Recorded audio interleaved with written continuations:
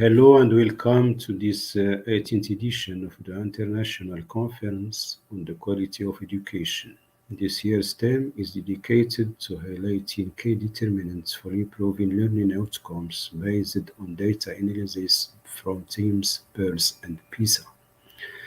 I am delighted to moderate this fifth session in the presence of our guests Alberto TREVES from Argentina, Tim VIEIRA from Portugal, and Maria ROJAS from Australia. Our first presenter is Mr. Tim VIEIRA from Portugal. He is the founder of Brave Generation Academy. Welcome, Tim, and many thanks for accepting our invitation. Your presentation's title is A Hybrid Learning Model Using Today's Technology for Tomorrow's Opportunities. Great. Thank you very much, Mr. Naji, and it's great to be part of CIMQUSEF this year. A challenging period we've had with education, and I'm maybe just going to give a little bit of a background on how I actually started getting more passionate in trying to change education using, like it says, today's technology. And the truth is that in 2019, I was lucky enough to do a world travel with my 3 children and my wife. And, it was probably one of the last trips I could do the normal way. And that was, we caught a train, went right through Russia, Mongolia, China, then another 11 countries for 118 days. And then I got back to Portugal, and I put my 3 children back into traditional school, and there they went from 8:30 till 5:00. And I just thought there's got to be something better. So I'd been involved already in trying to do a few things with education. I'm on the advisory board of Nova University, one of the top universities in Portugal. That's totally in English, and we've actually got more foreign students than Portuguese students, so really broad looking at the world. But I started understanding that the difference had to be made in that age group of the 12 to 18-year-olds, that age group that very little has been happening, very little it goes on for them. We normally concentrate on younger ages and then again on the university ages. So what did I start thinking of? And this is what we started with Brave Generation Academy. And we understood that we didn't need to change everything in education. We just needed to change a few things. So when we think of how outdated today's education system is, we could easily apply the 2080 rule as the first action of change to improve it. Let's not even discuss curriculum, content, but rather the whole concept of school and how it functions today, which is exactly the same way it did over 150 years ago. Although nothing else we do today is the same, the way we teach remains the same. And this is the first problem we need to resolve if we want to develop students who will be prepared today for tomorrow, which are students that are future-proof. BGA decided to use today's available technology and common sense to upgrade schooling. We upgraded the experience a student can have in order to make it more enjoyable, engaging, and valuable experience for life. Why isn't it happening faster mainstream? It is, in my view, down to tradition, to being stuck in this comfort zone and a lack of urgency by our educational leaders and systems. They've been doing things in a certain way for such a long time and don't want to change, fearful that necessary change would make things more uncomfortable for their educators and even for some parents. However, the students would flourish and thrive if the change was implemented at all levels of education. At BGA, students are our main focus, and the rest is simply supporting structures for the students.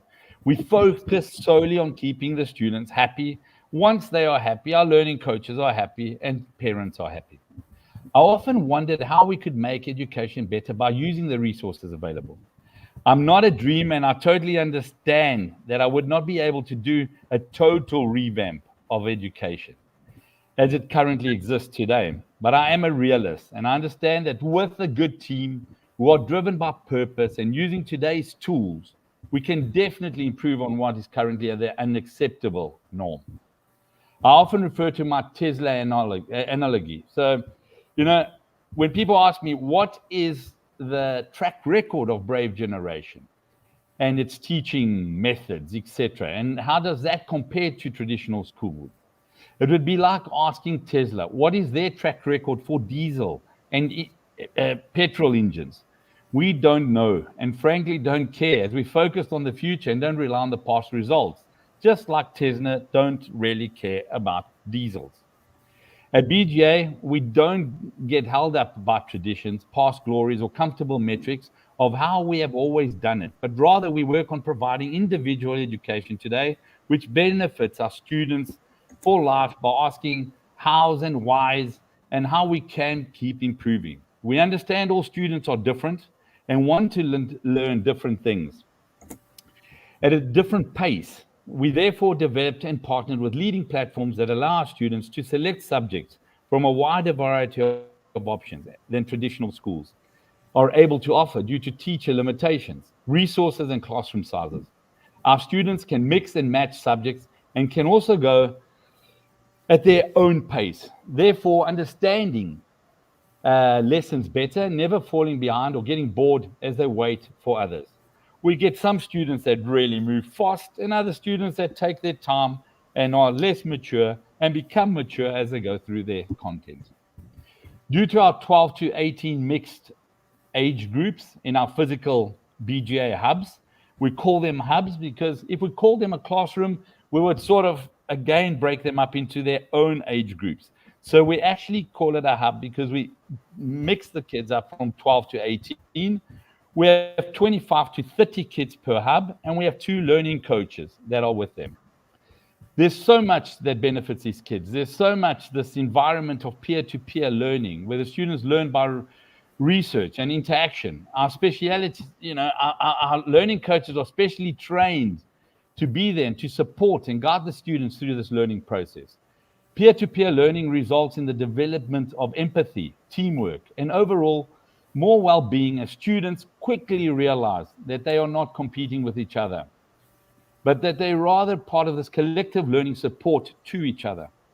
The flexibility of BGA learning platform offers our students the potential to follow their interests and passions, be it sports, music, or art. The great thing about our platform is that it's always available. It's not live. So our students get to do their lessons when maybe there are no waves to go surfing, if they're a surfer, or get to play their tennis match and then do their lesson. And that really is something really important because it enables them to improve and allows them more dedication to their interests.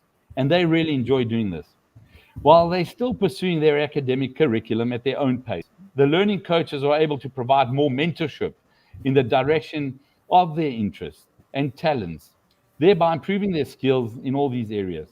They're also able to incorporate internships, and we call them shadowing at local companies or businesses, thereby obtaining new skills and experiences for life. Our students also inspire other students to try out new experiences, thereby driving the learning process in peer-to-peer manner. Students who play a musical instrument or others who play sports inspire fellow students to give it a go as well, and maybe they enjoy the experience. Students with special interests expose fellow students to a new world of experiences. BGA allows students to lead and become experts in certain skills as they have their time and motivation to enhance these skills. BGA contributes to healthier bodies, but without doubt, even more so to healthier minds. Our teaching model reduces anxiety and depression as results and timelines are more manageable and flexible. Our students can choose when to write their exams, with 2 different examination periods available. They're able to time manage their academics, sports, other interest timetables in a flexible manner. We bring life balance to our students, something which is so important to young adults. We allow our students to be self-driven as they choose their responsibility levels and normally flourish by experiencing this for the first time at the school level. We, in the end, just treat our students as adults.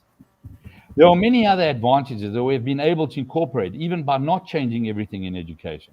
but rather by adapting technology and common sense to the mix. Holidays are taken when you want. School hours are according to your chosen timetable, and life is just a lot more enjoyable and not a punishment for no reason at all.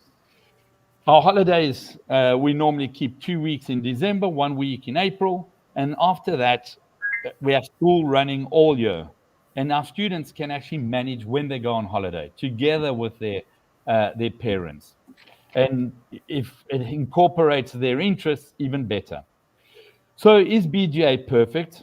I will be the first to say no and to acknowledge that we will make mistakes along the way, but we will learn from them and change accordingly. Are traditional schools perfect? Definitely not, but the issue is that they keep repeating mistakes and many times keep resisting change and have a long track record to prove it. With Elon Musk saying that it's easier to land a man on Mars than to change the schooling system, I personally feel that it's much more important to start changing the schooling system than landing a man on Mars. I think for BGA, we are changing one student at a time, and that's what's so important to us. Our system of really concentrating on the interests of the student really starts to let these students flourish. Okay. And in the end, it is so simple. Our students do lower secondary over 2 years. They then do RGSCs over the next 2 years. And then they have A levels over 2 years. But the truth is, they can actually do RGSCs or A levels quicker, slower, depending on how well they're adapting and how well they're doing. And I think that really does take away a lot of anxiety from students. Also, a wonderful thing about it, when you think, oh, but maybe there's less social interaction between our students. The truth is there's not.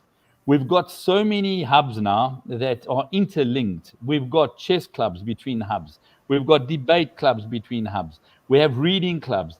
And then we have our build weeks, which we're currently going through now, where hubs get together and for a week there is no curriculum. They simply work on visiting museums, on working on projects together, on doing experiences together. So we are able to bring that. One more thing on social is that our hubs don't do sport. They don't do any of that. We simply connect our hubs of 100 square meters to the local community. So we work on these three aspects of a curriculum with a recognized curriculum, then skills where we link them to local tennis coaches, golf coaches, with music teachers, art teachers, and then obviously also the skills in the community with which offer experiences, the shadowing, where we have a kid who might be interested in vet work. Well, we'll put him 20 to 30 hours in a vet, an architect with an architect, a student interested in law with a lawyer. And so many times they either come out of there thinking, yes, this is for me, or it is not for me. And they start preparing their own lives and their own subjects for what they see as their own future. And thereby, by the age of 18, they're a lot more confident and a lot more prepared, resilient, self-driven for whatever it may be, universities or the job market. And I think that's very important for us because we do work on the curriculum, on all the social side, but we also do work on the attitude that these students get by being prepared and having all these experiences, whereby they are a lot more ready for whatever market they go into. And I think that is a great opportunity and a big difference to many traditional schools. We're currently in Portugal. We have 14 hubs in Portugal. We're opening 7 more hubs. And when we say hubs, a hub can open it with 10 students and then move on to 30 students. We're also able to open in smaller areas, in outskirt areas, including also main cities.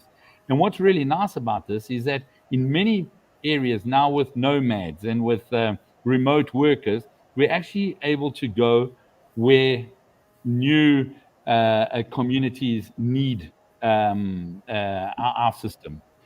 We've also understood that many of our students are not only foreigners, only students that are linked to foreign parents, but we've actually started to attract many local students. because English does offer a lot of opportunities. We've also opened in Maputo in South Africa. We're busy with Luanda, Angola, and we've got 2 hubs being planned to open in the US, our first 2 US hubs. And this is exciting for us because we also see our hubs offering different platforms. There's so many amazing platforms that are coming up. We will be able to, in the future, actually have students that are doing an IGCSE or an A level together with students that are doing American subject a curriculum, and there again mixing these, students and getting more out of them. So it really, really is exciting.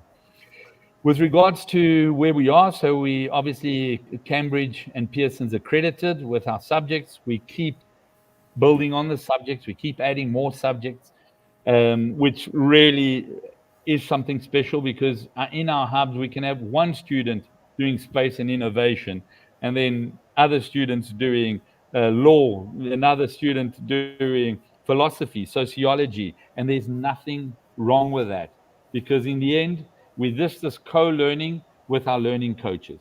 Our learning coach is normally young, so normally below the age of 35. They've got a superior degree. Many are architects, engineers, actually nothing to do with education. They come in, their main task is really to find our learners' interests, find and then connect those interests into the real world.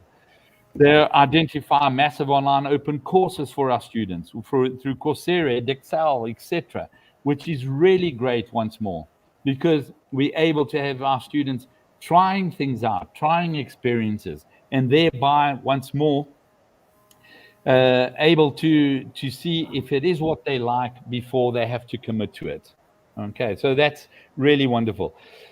With regards to special needs, once more, our system has really worked out. We've started to test out special needs into our hubs, and we have noticed that we are able to allow students with special needs to concentrate on the subjects they really love, go at their own pace. And once again, our students all benefit from this as they learn about special needs and they build that empathy. So it's really, really something very special that we're able to do there. With regards to how we work the process, so we work it as a B Corp, and our main aim is actually to give more opportunities to more students. So our hubs work at a fee of around, depending in the countries, $200 to $450. And with these in a hub of 30, we normally have 15 students who pay full price, 10 who pay half price, and 5 who don't pay. We're thereby able to diversify our community even within our BGA hubs. And this is vital, as I'm a firm believer that, before us trying to solve all these climate changes and everything we're fighting through, we do need to get opportunities to resolve inequality. Because with inequality being further resolved, most of those problems will also really improve.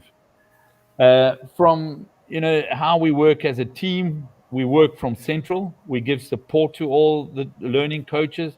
They go through a training process. We do admissions centrally. We do our webinars to parents centrally. And then they basically join their hubs, and the learning coaches go through, sit down with the students, go through and see if the student already knows which area he wants to work towards. We actually contact universities, tertiary education systems, and see what they need to be able to achieve that. Once we know what they need, they then select their subjects and start working towards it. Overall, as I said, quite a simple process, quite a simple module.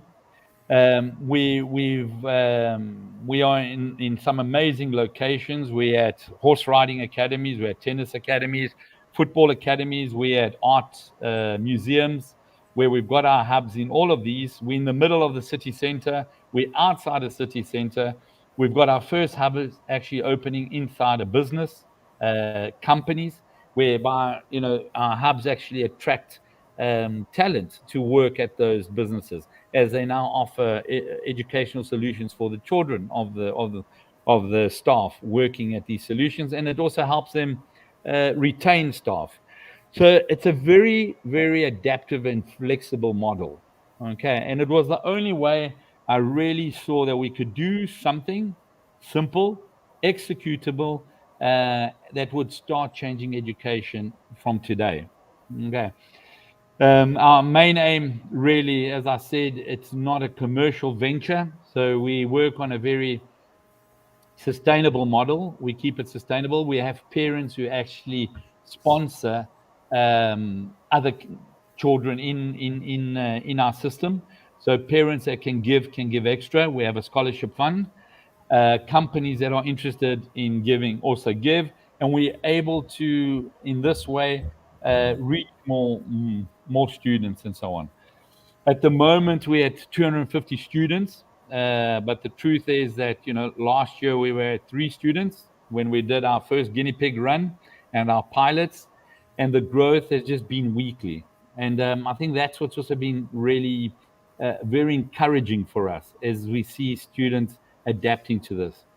We've also obviously had discussions and many discussions with educators, etc., and people that have been in education for many, many years. And we've got curriculum coordinators in front of every subject, and we've got an academics head and a pedology head, but we've really just kept it to common sense. Okay. And also, the encouraging things that we've heard are people saying, Tim, I've been in education for 40 years, and we haven't managed to really change it.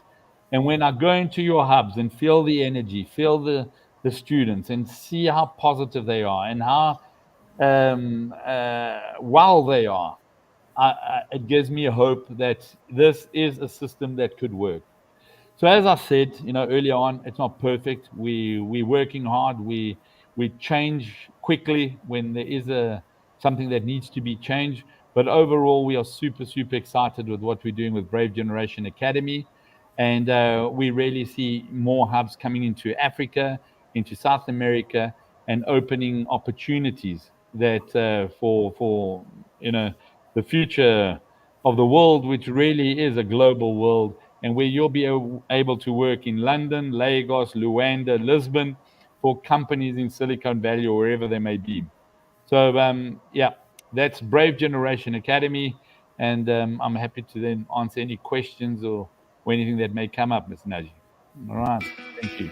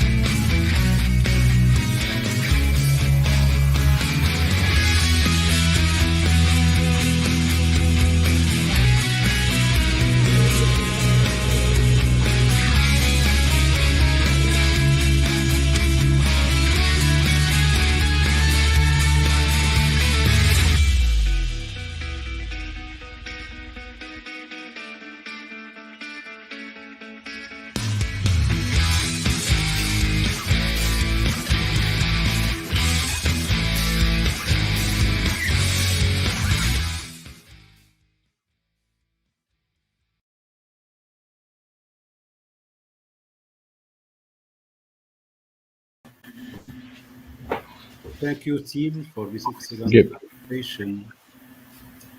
And welcome to Alberto TREVES. I want the team to ask you a few questions. The first questions to our guest, Team VIEIRA. Do you think that technology can revolutionize education systems without change in culture and change in the mentality?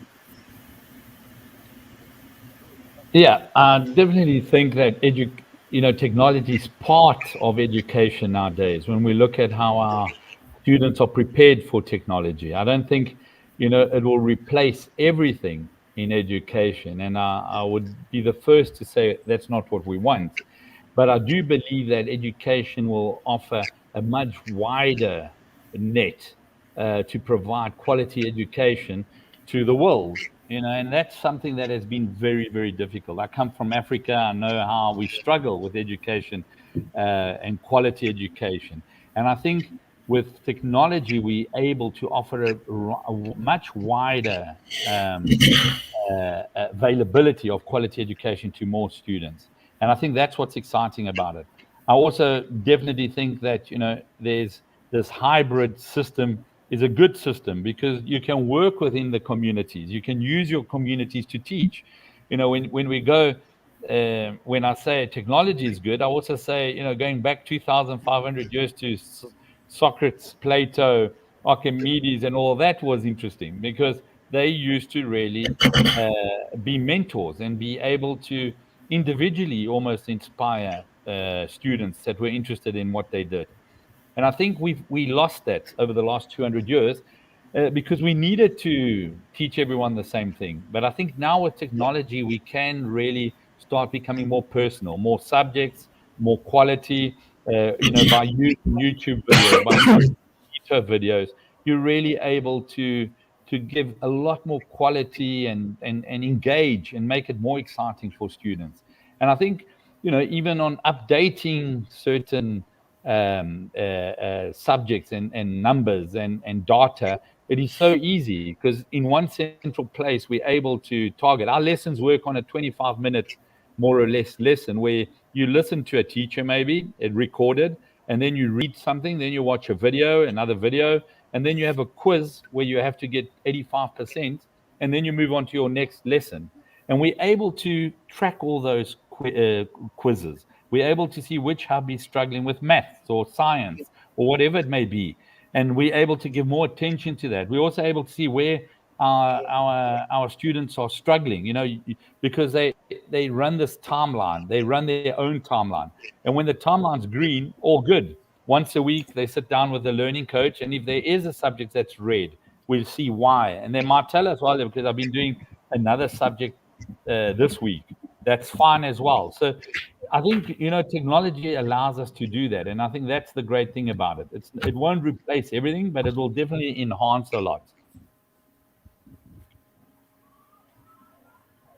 Okay.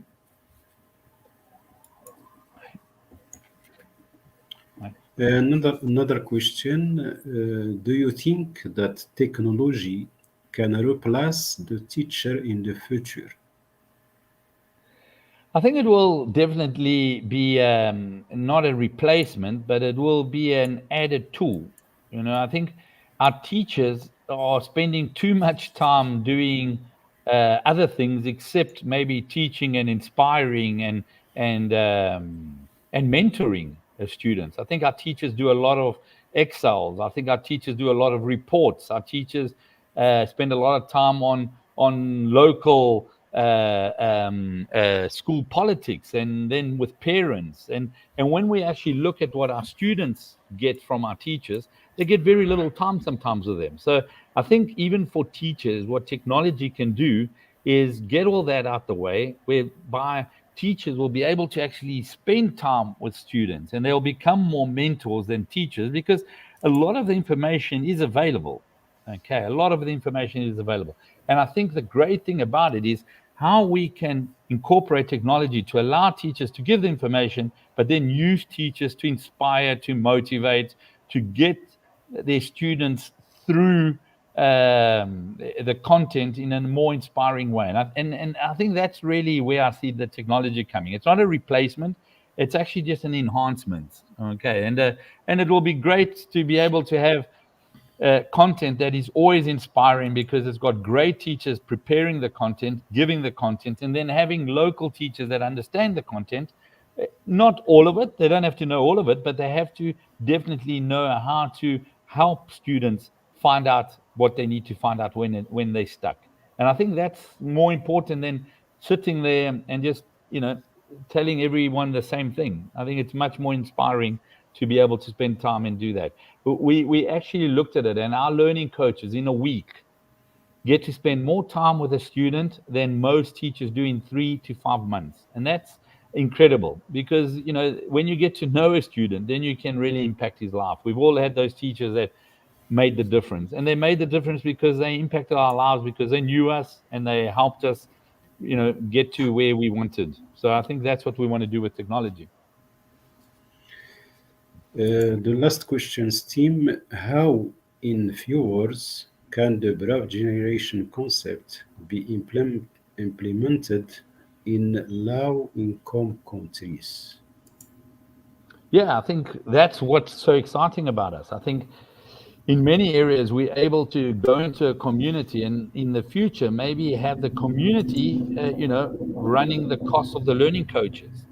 The platform is actually quite easily available. We can actually make it available. And I think that's what's exciting, is that if we've got companies that sponsor the learning coaches and a space, and we're talking about 100 square meters, we can actually reach a lot of people, a lot of students. And I think what's exciting about this is we can actually reach students from all ages, from 12 onwards, which means we can even reach students that are maybe a little bit older in lower income state. But by doing this, opens up opportunities to do further tertiary study or get better jobs, because we also do things like travel and tourism, English, Spanish, French, German, and I think that's also what's exciting here, is that our model is so flexible that by listening to what's needed, we can come up with a plan. We haven't had one child that's come up to us and said, oh, I want to come to your BGA, but I can't afford it. Because as soon as they say that, we make a plan of how to make it happen.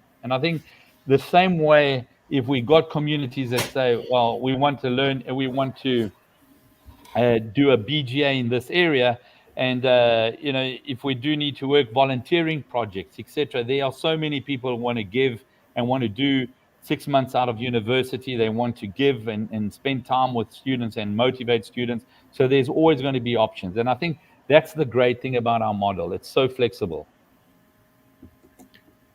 Thank you so much, team, for your participation. And our second presenter is Mr. Alberto TREVES from Argentina. He is an educational facilities consultant. Welcome, Alberto, and many thanks for accepting our invitation. Your presentation's title is Quality Building's Academic Results. Thank you, Abel Nasser, and sorry for being late. I was on another platform, and but I'm happy that I was following team, because, of course, we always learn from each other, and it's always good to have architects and educators talking to each other in a way, because good things follow. Tim said that it's easier to put a man on the moon, and rather than changing the educational system. And I would like to add to that it's easier to put a man on the wall rather than changing an educational facility with very rigid walls, with very rigid layouts, and we are still working on those kind of facilities today. Abel Nasser, I have a slide presentation. Please tell me how shall I proceed. Please go in below the screen. Your icon share.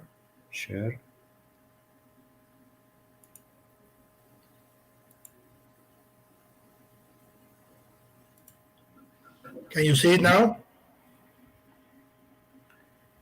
You see the icon, the share icon below the screen.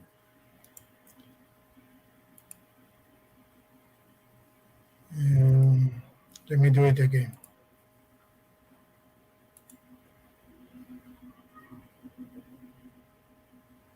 You can hear me, Alberto? Yes. Click in share. Yes. says share screen. Yes.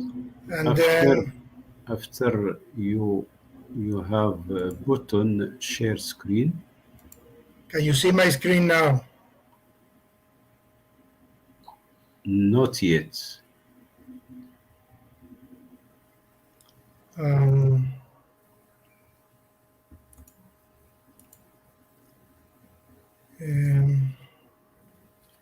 going to try again.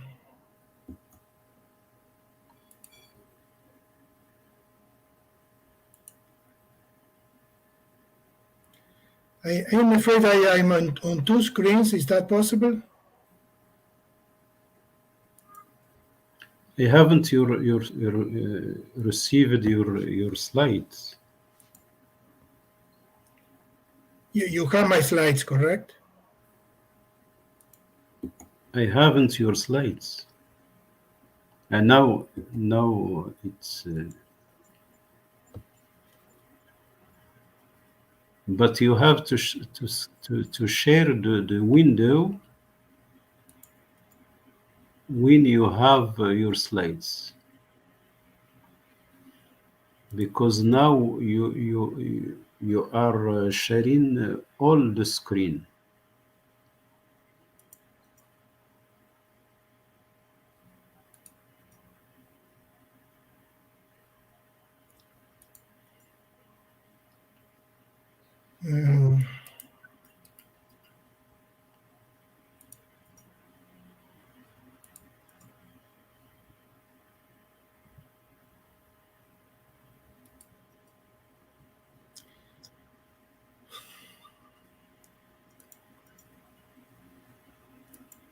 Can you see my screen now? Not yet.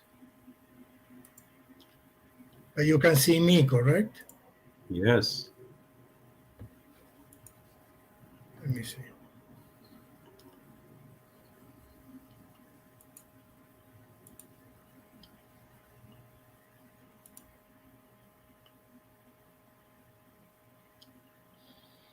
I don't know how to do this.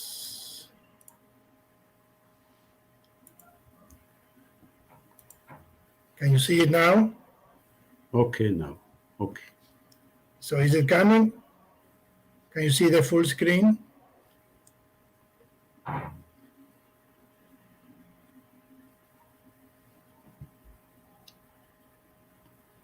Okay, so can you see the whole screen?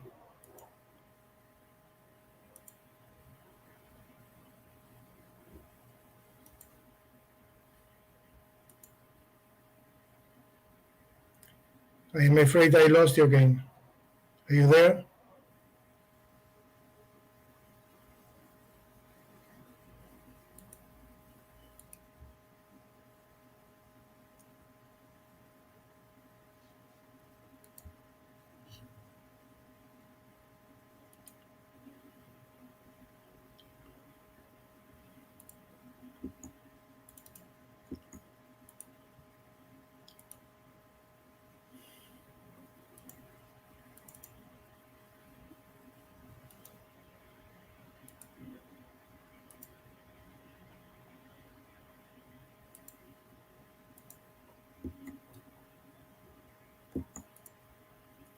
Can you see it now?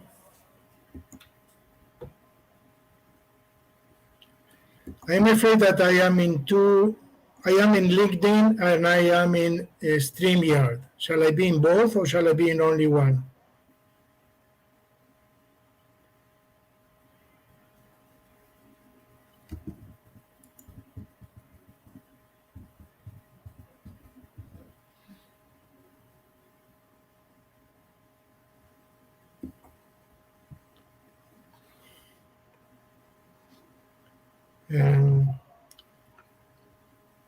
Shall I get out and back in again?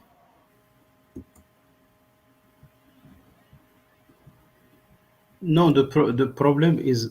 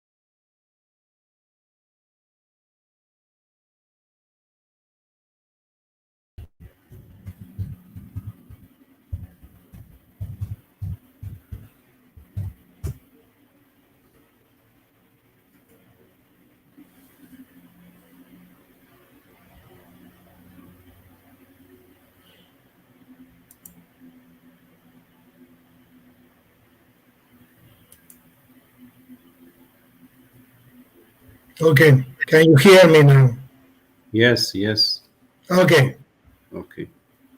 I'm really sorry. Shall we get started? No problem. So shall I get started? Yes, you can. Okay, excellent. Okay. Well, just to very briefly introduce myself, my name is Alberto TREVES. I am an architect, graduated from the University of Buenos Aires many years ago.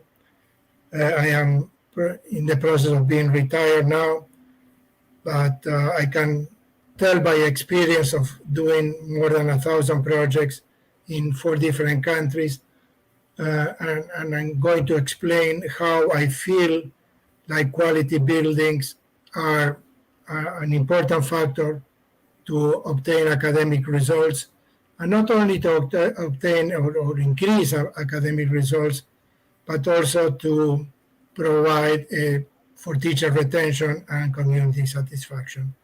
Besides, I want to say that I worked in the MENA region for 7 years. Okay, so what is next? Okay, here we are. Okay, so these are the components. My hypothesis for this presentation is that academic results are highly influenced by the quality of educators. Of course, you're all educators in this session. The curriculum that they teach, the school and school district management strategy, and last but not least, the quality of the facilities where learning and teaching process happens. So I don't want to say that facilities is the most important. Of course, it's not the most important. It's a contributing factor to success. But also, let's keep in mind that it's a contributing factor for failure. So when the roofs are leaking and the windows are broken and kids cannot go to the bathroom and girls don't like to go to school because they don't feel comfortable in those facilities, the building is a contributing factor for failure, and it's something that we need to keep in mind.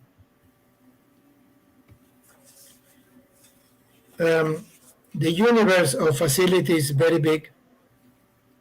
We are talking about the buildings themselves, but also we have to talk about furniture and equipment, the social and environmental considerations, how we manage our buildings, how the network of buildings is managed. I mean, we need to understand the building and the network of buildings at the same time. We need to look at capital investment, which is the money that we spend to create new schools or to renovate new schools. And of course, the operating cost, which includes maintenance, operation and maintenance cost. It's a big universe, and it's something that has to work one with another.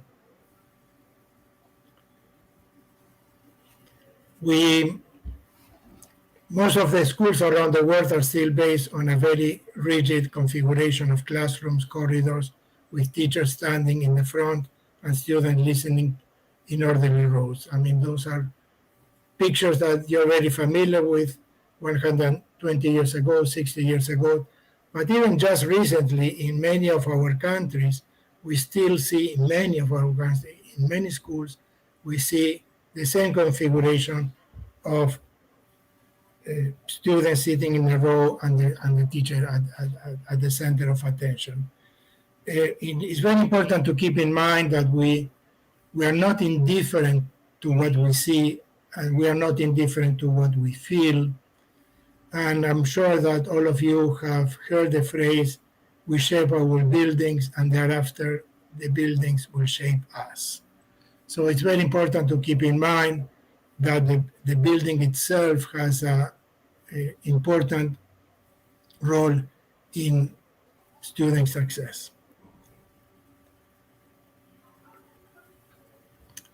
It's true that good education could happen even under a tree. I mean, there is no doubt about it.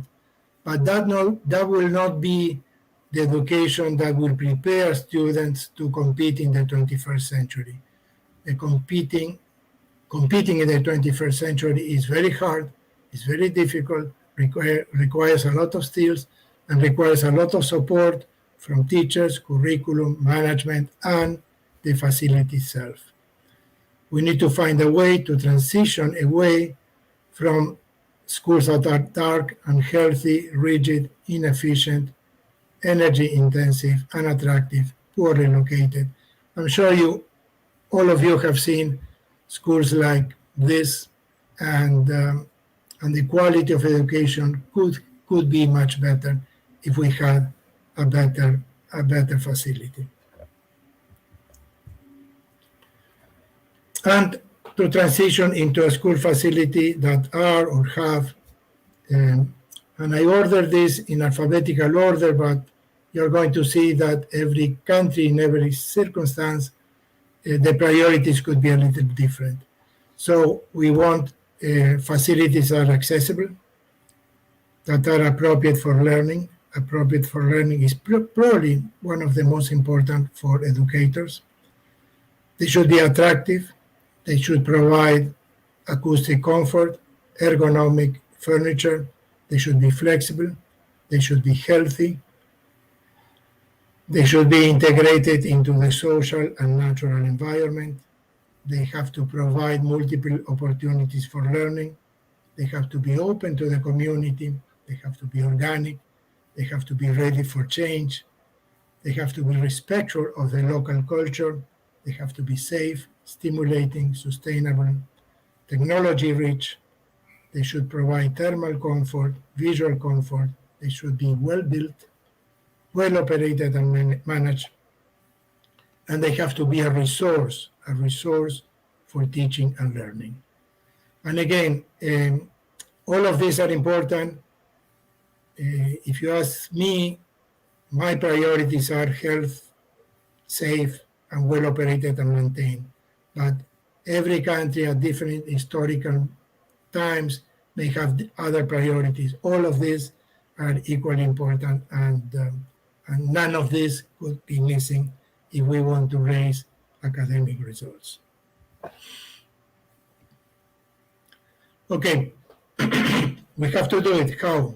It's not difficult, but takes some skills, and we have to be very well organized in how we process our discussions around how are we going to do it.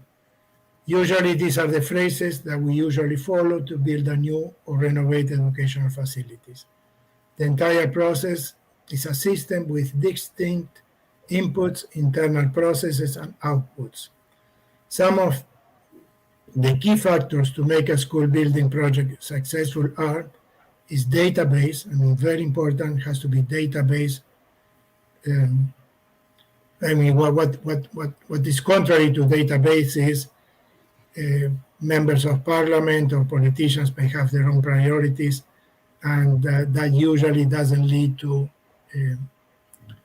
the solutions that will take care of the needs of a large group of population. So they have to be database, they have to be participatory, and they have to give at any given time. The educational objectives has to be the main motivating factor for all the decisions. I mean, when an architect starts designing, when a planner starts planning, educational objectives have to be the most important consideration. And we have 4 stages: planning, design, construction, and operational management, and each of them has their own considerations that we have to look at. So, if we want a well-planned building, what are the planning questions that we have to ask ourselves? The answers are not difficult. The issue is that we need to be able to answer all these questions and be able to open discussions with educators, administrators, city planners, regional planners, economic planners, to be able to to answer the questions appropriately. So what are we going to build? Where is going to be located? What are the population and enrollment dynamics? I mean, this is a huge subject. I mean, we can expand eventually sometime, but it's very important to consider population and enrollment dynamics. What are the physical conditions of other schools in the area? I mean, I don't like to look at one building by itself, but we need to look at the whole network of buildings and see how we can create some synergies between different buildings. What is the social and economic context where the building is going to be located, and how and when we are going to engage the community. From the planning through the design, from the construction, the community has to be engaged, but in a very orderly manner. Design considerations. We need to look at the functional scheme and what kind of aesthetic impact that new facility is going to provide. What are the building techniques that we are going to use? I mean, we want light construction, we want heavy construction, we want a lot of construction with we want construction with a lot of input from local manpower, or we want heavy construction with grain and other techniques. We need to decide, well, budget is always a consideration, but it's a big consideration. We need to find sources of budget, sources of money to create the schools to create the school buildings that we want. Life expectancy is a decision. I mean, are we going to build for 10 years, for 15 years, for 30 years, for 100 years? And depending on that, the answer to that question, the design that we're going to provide. So it's very important to make that decision in the early stages of the design. And what is our stand in regards to sustainability? We want net zero, which is very expensive but possible. We want low carbon emissions. We want the best possible in a grading system. Those are decisions we need to make. We need to ask ourselves some construction questions. I mean, what kind of project delivery we want to for our school program? We want to build 2 or 3 schools at the same time. We want to build individual schools. We are going to renovate rather than build new. We are going to decide on contracting systems for our new projects. How are we going to do the construction supervision? Are we going to hire an independent team? We are going to do it from the Ministry of Education. Are we going to involve the Ministry of Public Works? And so those are the kind of questions we need to answer. How are we going to control quality, cost, and schedule? It's very important from the owner of the project to be able to see pretty much on a daily basis how the project is evolving and eventually devise some measures for controlling better quality, cost, and cost. Quality, cost, and schedule. How are we going to protect the environment? Most of the time, new schools are harmful to the environment. They disrupt the environment. So we need to be able to find a way to create a lesser impact on the environment. And again, community engagement is still also very important.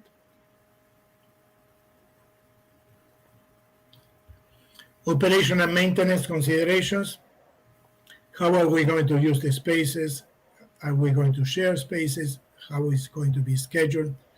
In a few slides, I'm going to show some experiences on shared spaces that we had and worked really well. But we all agree, I'm sure, that overcrowded facilities are not good for learning. Neither are good for learning facilities that we have 1 or 2 students, and the rest of the day, the room or the laboratory or the building is empty.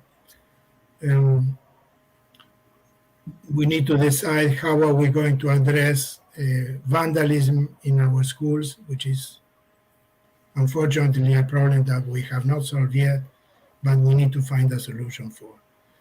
And what kind of recycling and cleaning programs we are going to devise for the new facility, how we're going to inspect and do small repairs, how are we going to control electricity and water expenditures, and decide on a strategy for renovations or replacement. I mean, a school has a lifespan that we need to consider, and after that lifespan has been reached, we need to we need to make a decision on replacement or renovating. I would like to get your attention to this book that I co-authored and was published by the World Bank. The PDF version is available following that link, and Abed Nazer is probably going to be able to let you have that link. It's free to download. And the preface of this book says the report consists on a thorough review of various studies on how physical school design affects healthy, safety, and learning processes of children. Our findings, anyhow, we review all the studies that are available about how light, temperature, humidity, and all those external factors impact on education. And I think that we reached the conclusion that the building is a factor in improving outcomes, academic outcomes. You want to go to the next? Okay. This is a concept of learning communities that we developed about 10 years ago and continue evolving since. The idea is to group 4 or 5 classrooms with a science or art lab and a teacher's workspace. Sliding panels allow good communication with a breakout area where students can go to work on their own but still be supervised by teachers. Theoretical and practical classes happen within the boundaries of the same learning community. I think that Tim mentioned small groups a few minutes ago, and these groups are not exactly small. They're about 100 or 120 students, but they all work together, and you can see the easy access from the classroom to the science lab or to the classroom to the art lab. Art and science are sort of merged. We believe that that all division between physics and chemics and biology is an old division, and we need to treat science as a whole. And pretty much the same facilities are good for art.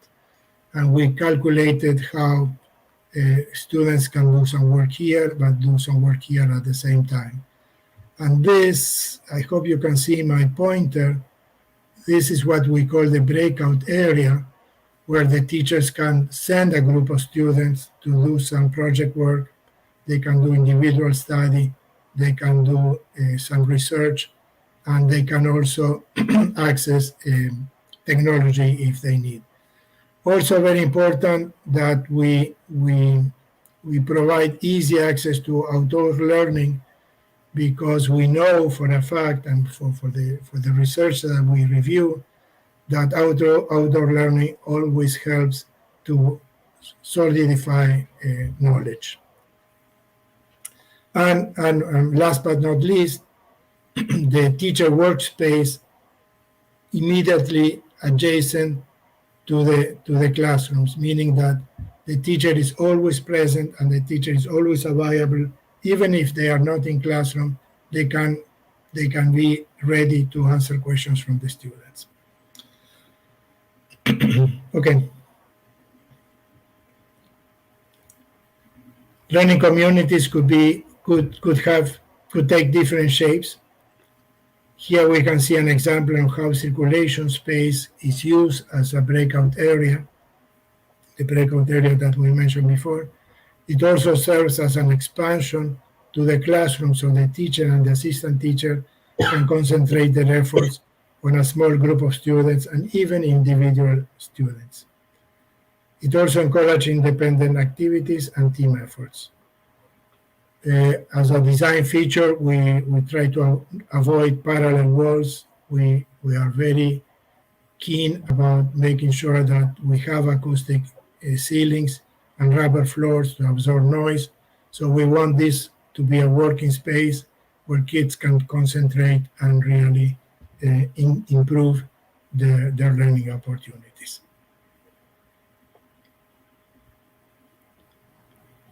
As we said before, transparency and the opportunity of doing activities outside also are factors that contribute to the improvement of learning outcomes. Being able to see outside relaxes the eyesight, provides context for learning. I mean, the building should be open indoors and outdoors. I mean, it's a fact, and we discuss it with students, that students prefer to have classes in other places rather than in the classroom. So we need to provide, we as architects and educators and planners, we need to provide that opportunity for students.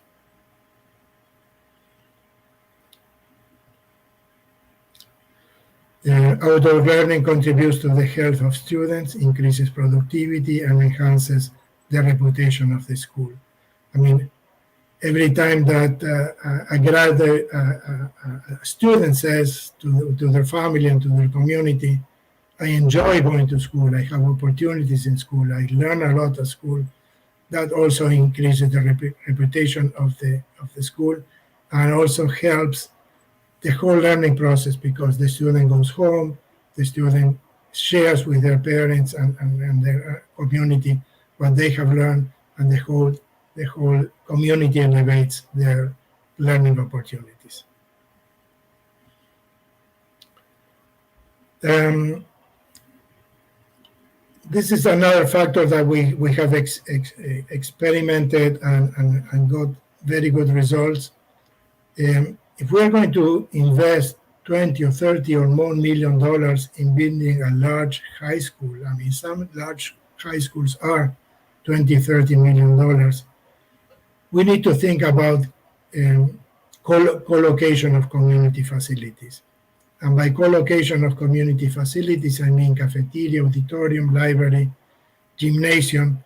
I mean, you can see that we create a separate entrance for community activities, and we co-locate with other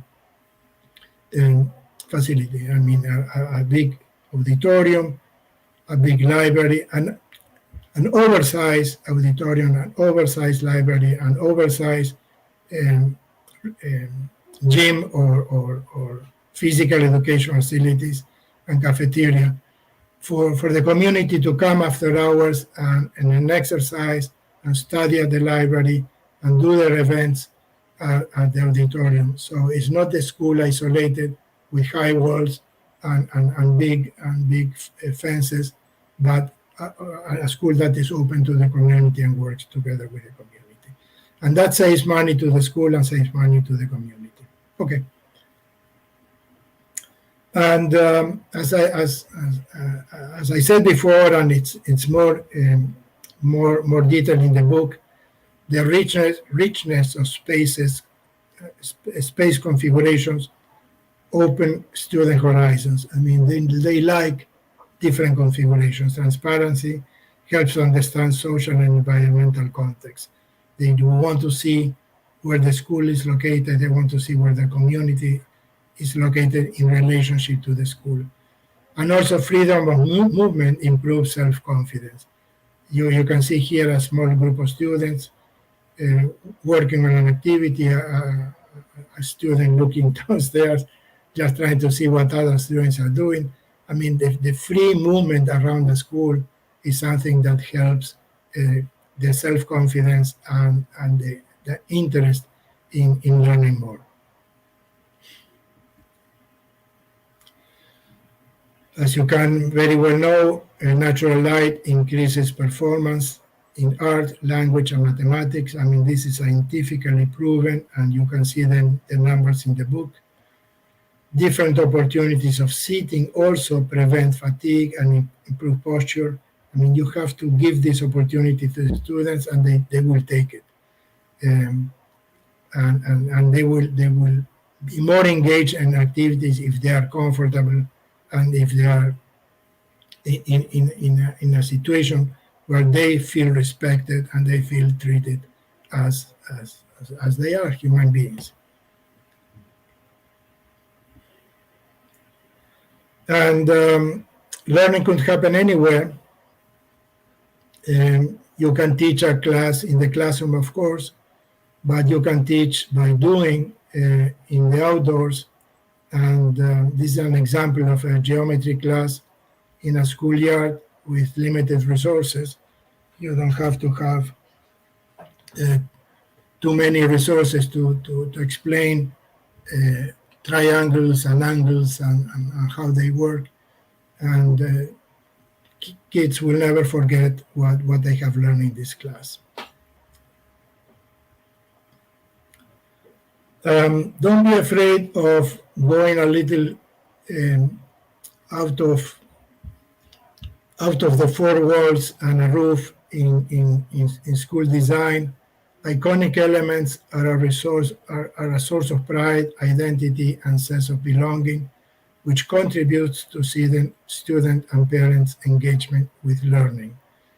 I mean, this school entrance, for instance, is in the northern hemisphere, facing south. We didn't want the direct impact on the entrance, so we created that big screen. And the walkway, it's also a learning opportunity as the school is facing south, so you can have shade to the left in the morning and shade to the right in the afternoon, because the sun moves from east to west, and that's an opportunity for the students to learn about how the universe works, but also to be shaded in the transition from home to school. And again, talking about transition spaces between the school and the city will support socialization and eases the jump between school, everyday life, and the jump between everyday life and school.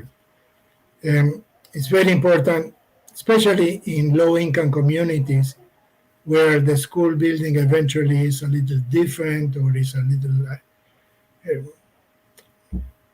has a different style from the style of their houses, to create these transition areas where students can interact, mothers can talk to each other, and there is a lot of informal cultural activities that support learning at the same time.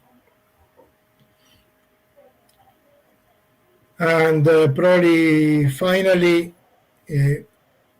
we always suggest the importance of simple art elements that motivate students to bring communities closer to their educational efforts. Art reflects the community very well, and the student feels much better if they see familiar art pieces in their school, and helps the students and help teachers and help communities. One more, please. With a team discussed technology. I agree, the use of technology is very important, mostly to help the students and mostly to do what teachers cannot do. The intense use of technology provides additional learning tool to broaden context options and help students to share interests in several locations. For instance, I mean, this lady speaking, she's not a teacher, she's a doctor from the local hospital. She came to have a talk with students. But that was a great opportunity for that school, so they connected this particular school with other schools in the area. So instead of talking to a group of 30 students, she was talking to a group of 300 students, and technology helped to make that possible.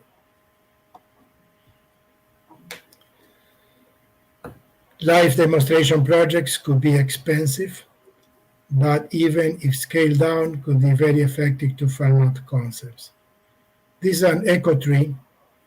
I agree it's expensive, but could be done with much less resources. The important thing here is to show that water can condensate at night and provide irrigation to plants.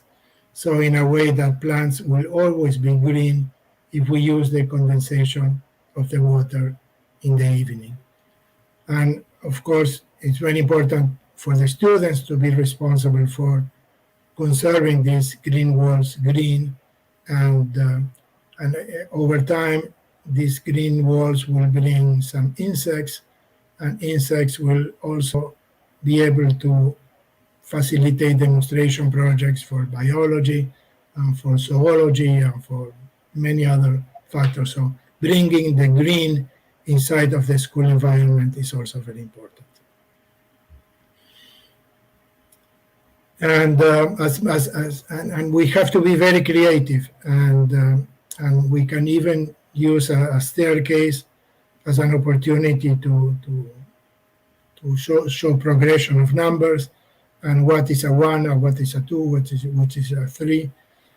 We can also use doors to explain angles and to explain sizes and proportions and dimensions, and eventually make the building a learning tool that the students can benefit from.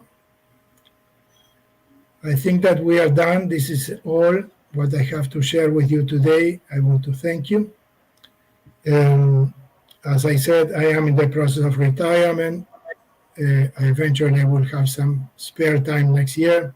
We'll be happy to answer your questions. If you're involved in a project, just let me know. I will be happy to give you a hand. That's all, and thank you very much.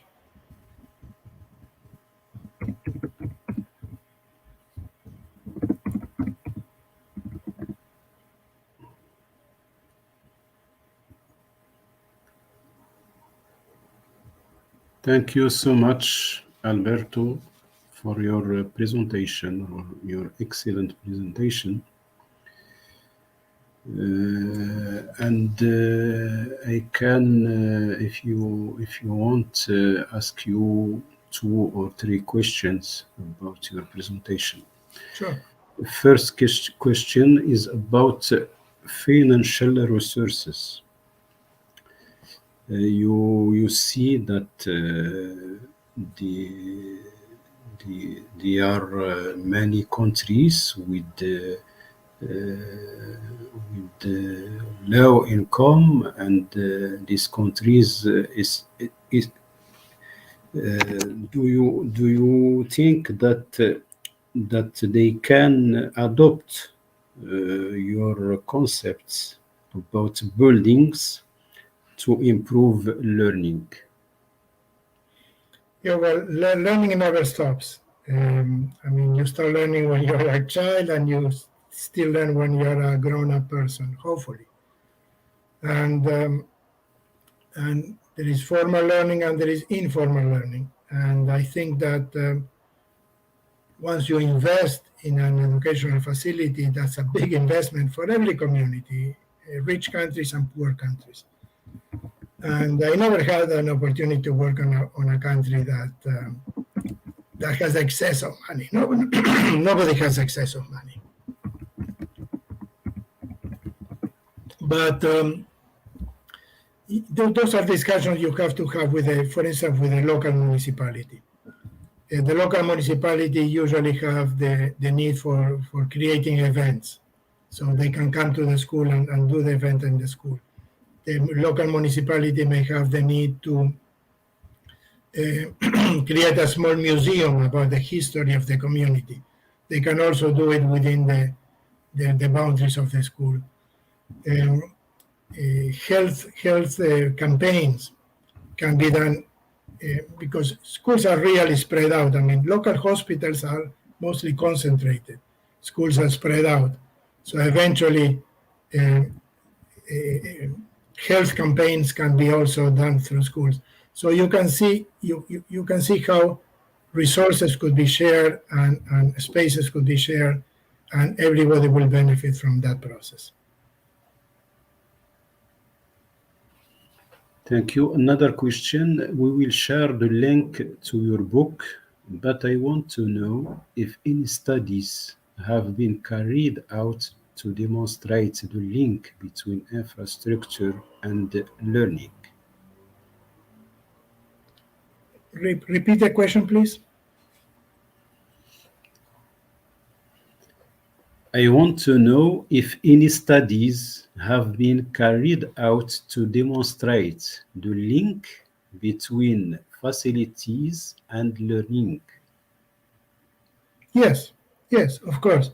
I mean, you can see the studies in the book, the reference in the book, and my own personal experience of many years of working on this and going back to some of the schools that we created, I don't know, 10, 20 years back, and we see how teachers are happier, communities are happier, students are happier, and that sense of satisfaction translates into the need for learning more, using their time better, and raising those academic levels.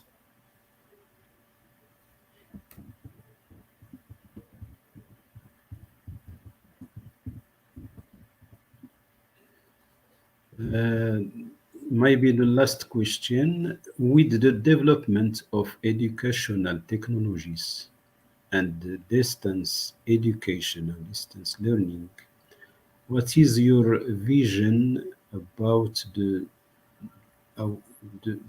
facilities? I don't know. I think that the school building is still needed, even in a very small scale, even in very, very rural, distant areas, where we have to build not only the school building, but also housing for the teachers. Technology cannot totally replace the interaction between students and teachers. And the building itself has a meaning, has a message, has an opportunity to congregate. I think that even, as I said, in very rural and very distant places, I think that we still need one small facility that could play that role. Thank you so much, Alberto, and I hope having another opportunity to meet you, perhaps in Morocco. My pleasure. Thank you. Thank you for the opportunity. Thank you. Goodbye. Goodbye. I will stay a little longer in the conference. Thank you.